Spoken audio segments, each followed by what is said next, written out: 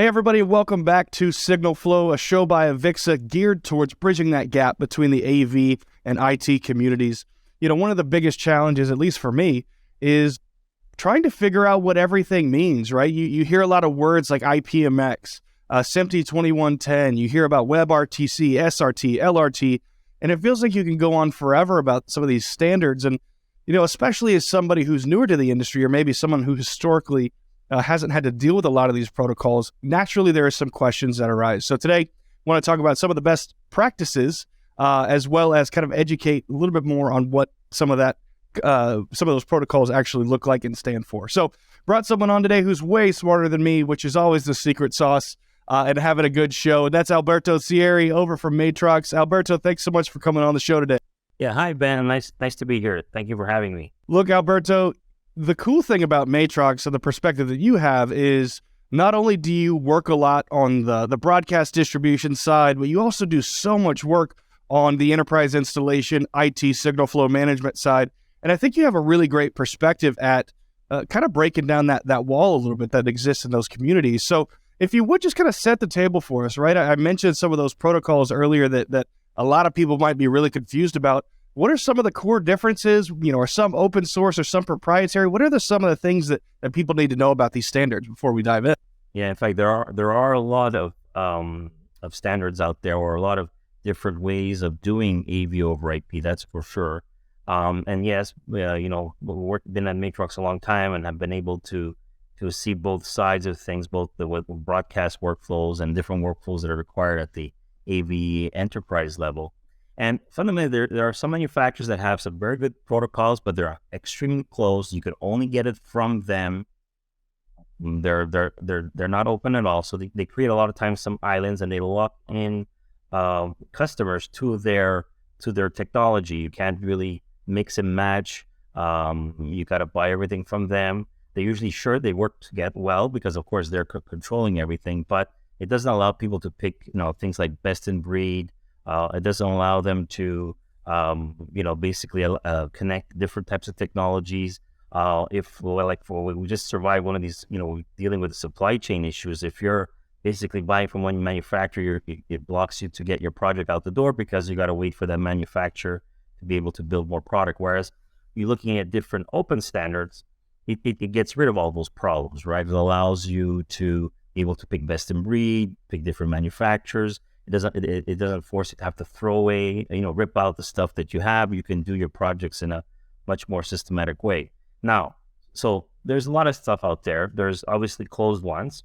There are ones that are very open, such as what was developed on the broadcast side, which is ST 2110, which comes from SMPTE, which is a totally open organization with a bunch of engineers who listen to the problems and contribute specs to it. So those are basically, if you follow standards like that, there aren't the same fees that you would have if you're buying somebody where it's locked in. And then there are other standards which have come from manufacturers. They become a little bit de facto in the sense that they create alliances. So this is where stuff like SRT has done as an encryption technology when you want to send content over to the cloud or over the internet. You know, it was closed, and they decided, let's try to open it up. Make an alliance, but of course, it's still not a fully open spec, right? It's it's still an alliance. It's not governed by a open community like SMPTE or like ST 2110. And what's been great is that community has realized there is a need for the same thing on the AV side. Matrox has been at the forefront of that, pushing forward, helping out in specifying the IPMX format. Which is based a lot on what ST 2110 is, but with more of the requirements required for the AV side. Because ST 2110 is fantastic for large broadcast facilities. It's built on a concept similar to how broadcasters work today with SDI, where everything is gen-locked and synchronized. But in the world of AV, you don't always, it's much more of an asynchronous type production, so that is not as required. So there's so many things. There's NDI is another one. It was started by a company called New Tech. Eventually, they started creating it open, but again, you still have to pay license fees if you are building an NDI-based product, especially if you're trying to create a transmitter. The receiver, they have a software model, so that's free. But from a transmitter point of view, you have to pay. But at least they've are trying to get as many alliance partners as possible. But again, the full advantage of something that's totally open is that you don't have all those license fees. It's open source. You could have many manufacturers building products, so you can build a best-in-breed type setup depending on what your workflow and project is. You have, like what we believe in our vision of the world, you just can connect anything over a network is something that we believe strongly on. And even on like SRT, which is very good from a encryption point of view, sending content over the web. SMPTE is also promoting something called RIST now, which is another form of sending encryption content over the web, which will be open standard. So in general, a lot of manufacturers, build technology, but for it to proliferate, for it to be everywhere, so that anything can talk to each other, so that companies don't have to end up throwing out stuff every time they build a project. Ultimately, that's the beauty of open standards, and that's where something like the MX is going. And it's really designing itself to be the most widest receiver out there. So there's going to be a lot of manufacturers that are going to be building products that will allow to bridge one IP network to another. So, or people are going to make NBI to IPMX converters and the other way around, or IPMX to SRT, and for example.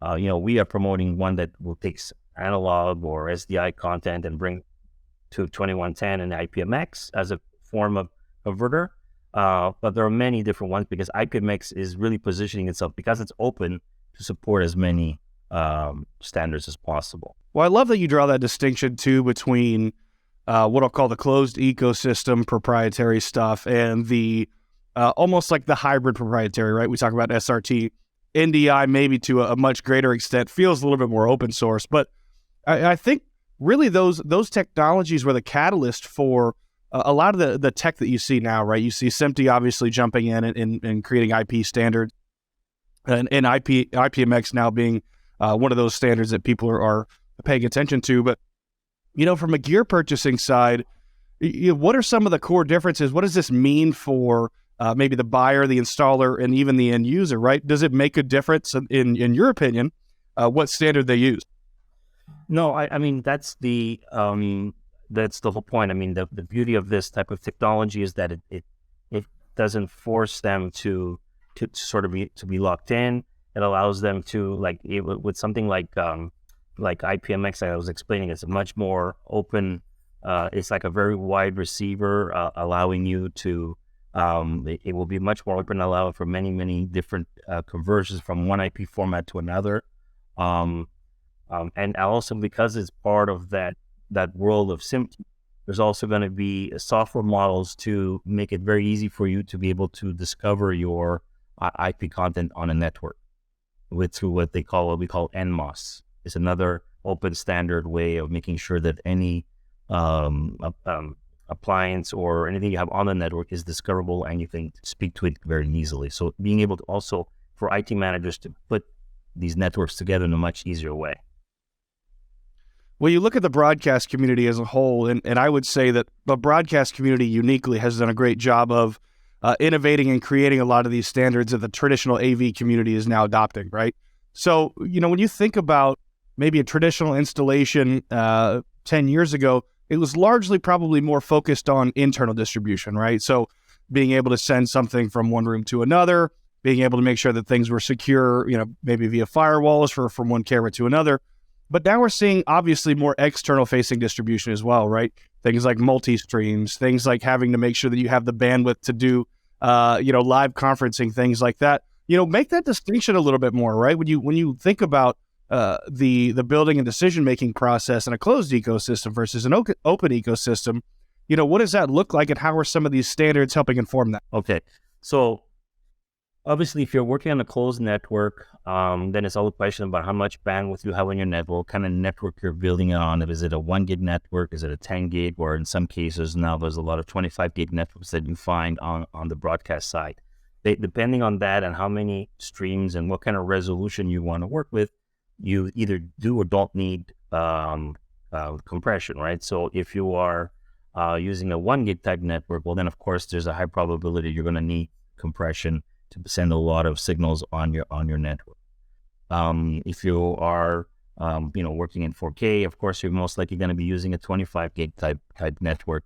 If you want highest quality, you might even be working in uncompressed. So depending on the network that you're building, the type of content that you are dealing with, and the amount of streams, that governs what type of network you need, and that governs what type of compression you need. And typically, you don't need to compress that much if you're on a network, unless you are a 1 gig network trying to pump out 4K content on it. Then, of course, you don't have to look for something that's maybe H.264 based as a compression and so on. Now, when you're trying to communicate outside your network, which a lot of people do nowadays, right? Well, a lot of times I always make a joke, what's broadcasting today? Like for my kids, YouTube is television for them, right? So when you're trying to then do a lot of streaming, then you have to definitely look at doing more compression, because you're probably going over the internet and over the internet, and you definitely need then to worry about bandwidth. And then there's different types of protocols or compression codecs to look at. And in some cases, people are using H.264, and in some other cases, people are using HEVC if they're doing a lot of 4K and so on. So you've got to look at that. So, in some cases, if you are doing live production and you have some dedicated lines, fiber lines, you might also look at JPEG XS as a way to not have to compress as much to keep the quality as good as possible, because you're contributing to your production. So you always want to have best quality when you're contributing or when you're creating content, and when you're distributing the content, then you can look at a higher compression type codecs. Is typically what we've seen from our customers. Well, that's a really helpful distinction, right? And I think especially too, as we have conversations about enterprise installations that are designed for video conferencing, that are designed for broadcasting in some cases, it's important to recognize some of those distinctions, right? Because the form should follow the function in theory, right? If it's something that's designed to be more privatized internal, maybe you're looking at a totally different ecosystem. But, we talked a little bit earlier about kind of the idea of securing these networks, right? And any good IT professional, this is going to be one of the top two things that they ask about. In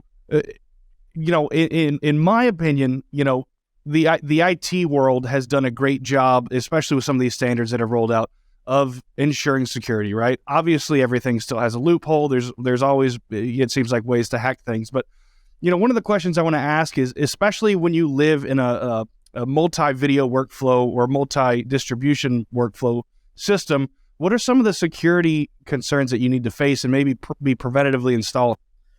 Yeah, so just before I get on that topic, I just want to go back a little bit to add one little comment to the concept of when you're trying to build a network where you're looking at different protocols and different formats. One other great advantage, I think, of something like IPMX, like I told you, was like a wide receiver. Well, what we're seeing is there's a lot of enterprise customers that are potentially doing their production in NDI, but there's some enterprise customers or universities and government are actually looking at building studios using actually ST2110. And that's another great advantage of something like IPMX, is based on ST2110. It really allows for easily to be able to either take content from meeting rooms and auditoriums and send it down to your production studio as a feed if you're trying to do a production that includes feeds from different points in a facility, and also makes it very easy to then distribute that content internally if you want to distribute internally within your facility. So that's one thing I want to add to the concept of what we were talking about, distributing content. And of course, then if you're going out streaming, well, then you're probably going to start looking at H.264 and HEVC. I just want to add that comment. Now, getting back to security. Security is very important, and it's at the heart of all the products that we build. It's fundamental, and that's why a lot of times we see from IT managers, they build sort of two networks: a network that's for their IT and then a network for their media, right? To sort of separate them and to create some security between. And on the media side, there's always a need to look at 802.1x is something that's key. And it's part fundamental to the products that we make, but it's also it's a protocol to always take a look at. In fact, that is looking at suppliers that do constant vulnerability testing to their equipment and making sure they're kept up to date is important when an IT manager looks for a supplier. And in fact, we just did a project with BMW, and it's exactly that. They 100% did the vulnerability testing on our products. It should be something that all IT managers have to think about when they pick suppliers for their projects. Same thing when it comes to IPv4 and IPv6. These are also new protocols that are important for network security.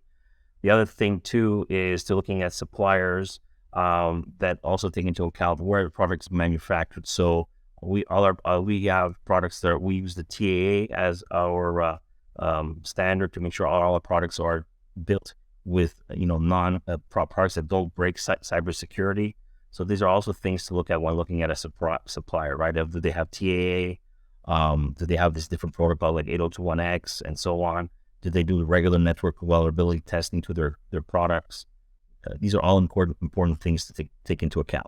Look, and we could go down a rabbit hole all day and talk about on-network device security, right? You look at these cameras and devices with built-in NDI, transferability, things like that, and that's an entirely different conversation that we probably should save for a different day because there's a lot of hoops you got to jump through there. But, last question, obviously we're on an AVIXA show, so I'd be remiss as someone who is looking forward to InfoComm this year. I've got to ask, what are you guys showing off this year at InfoComm?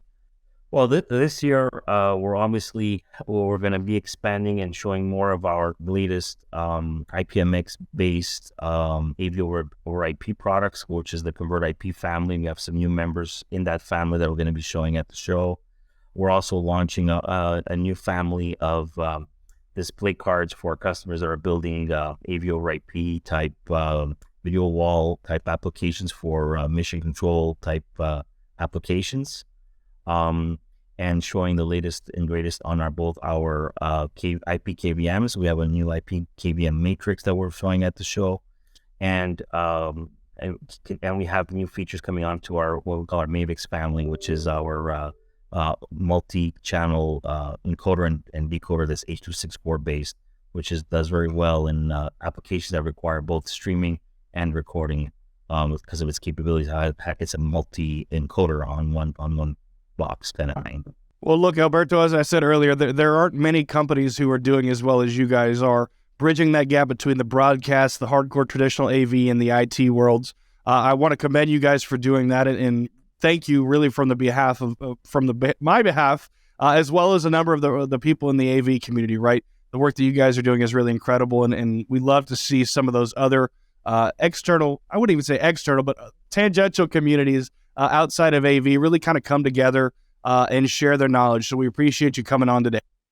Absolutely appreciate this opportunity and having this conversation. And like I said, I love to see what's going on with IPMX. We were part of the main group pioneering, but there's a lot of new manufacturers joining. There'll be a lot of new products being shown at the show, including some LED, direct view LED manufacturers that will natively support an SD2110 and IPMX signal directly. So just making it a lot easier for people to integrate and put solutions together. So we're really excited about what's going on and this strong interest in open standards, to be honest with you.